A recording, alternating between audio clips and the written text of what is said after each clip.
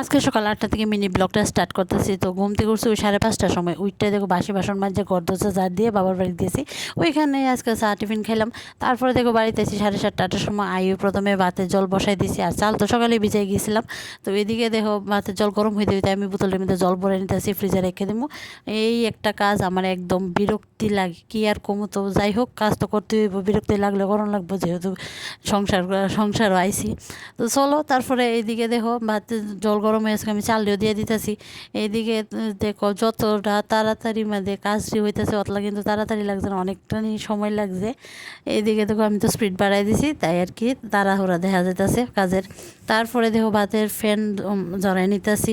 ভাতের ফ্যানটা জড়াই নিয়ে বাইরে নিয়ে ফেলাই দিতেছি গরুর গামলার মধ্যে দিয়ে। আমি সুন্দর করে গামলাটা মাইজা মানে বলটা মাইজা জল নিয়ে দিতেছি। আমার তো জলে আবে না, মানে কি আর কমু, যেমন বাসন ভরে কাজ করতে গেলে তেমনি জলও লাগে। তো যাই হোক, দেখো কি আর করুম, অভ্যাস। এদিকে তো জল নিয়ে আবার ঘরে ফেলতেছি। তারপরে মেয়ের বাবারে ভাত দিয়ে লাইতেছে। কালকে রাত্রে তো চিকেন আছে, তোমরা সঙ্গে শেয়ার করলাম ওই। তো এইদিকে দেখো ভাত বাতাছি, গরম গরম ভাত আর হয়েছে চিকেনের ঝোল দিয়ে ভাত দিয়ে দিলাম মেয়ের বাবারে। এদিকে দেখো তাই না ভাত খাইতে খাইতে আমি লুকাই লুকাই একটা ভিডিও করলাম, ক্যামেরার সামনে আইতে চাই না, লজ্জা লাগে কইয়া। তো চলো, তারপরে দেখো অনেকটি ভাত দিয়ে সেটা আমি এই সাইডে মিষ্টি লয়ে অনেকটা দৌড়াদৌড়ি করানো লাগছে সকালে, তাই প্রচুর যন্ত্রণা দিছে।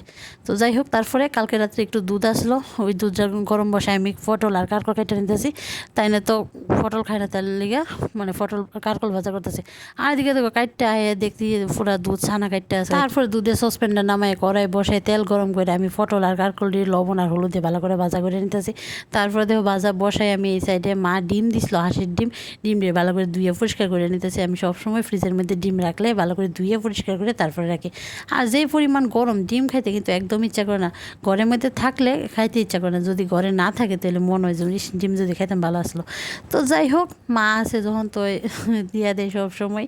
আর এদিকে দেখো তোমরা, এদিকে আমি ডিমটি ভালো করে ফ্রিজের মধ্যে গুছাই রাখতেছি আর একটু ফাঁক দিয়া ঠান্ডা জল খাইয়ে নিতেছি। আমার তো ঠান্ডা জল ছাড়া চলই না, ঠান্ডা জল খাইতেই লাগে এই গরমের দিনে। তারপরে দেখো আমার মিষ্টিমা কত কাজ করতেছে। এইদিকে আবার আয়া দেখি ভাজাটা প্রায় হয়েছে। ভাজাটা আর কি কি রান্না করলাম তোমার সঙ্গে শেয়ার করছি, বেশি কিছু রান্না করছি না, কারকল পটল ভাজা আর কালকে চিকেন আসলে ওদের আর ভাত। আর তারপর দেখো একটাল বাসন জমছে, বাসনটি জমাই আমি গ্যাসটা ভালো করে পরিষ্কার করে নিতেছি সার্ফ দিয়ে। এই কাজ আমার প্রত্যেক দিন রান্না করানোর আগে একবার করানো লাগে, করে সারলে একবার করি। তো যাই হোক, তারপর দেখো ভালো করে প্রথমে সার্ফ দিয়ে পরিষ্কার করছি, তারপরে শুকনা কাপড় দিয়ে ভালো করে মুছে নিতেছি, যদ্দূর আমার দ্বারা সম্ভব ওদূরে পরিষ্কার করতেছি। ভালো করে ডিপ ক্লিন করতে পারছি না আজকে। সোলো এইদিকে দেখো আমার গ্যাসটা অনেকটাই ঝিকঝিক করতেছে। এই একটা কাজ রান্না করে আমার করতেই লাগে, না করলে গ্যাসটা যেমন ময়লা থাকে আমার একদম ভালো লাগে না।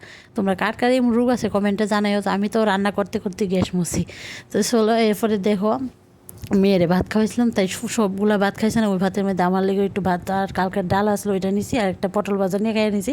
তারপরে মা মেয়ে স্নান করে মেয়েরে নিয়ে যেতেছি স্কুলে। তো কেমন লাগলো মিনি ব্লগটা কমেন্টে জানাই। টাটা বাই বাই, সবাই সুস্থ থাকো, ভালো থাকো, দেখাবো।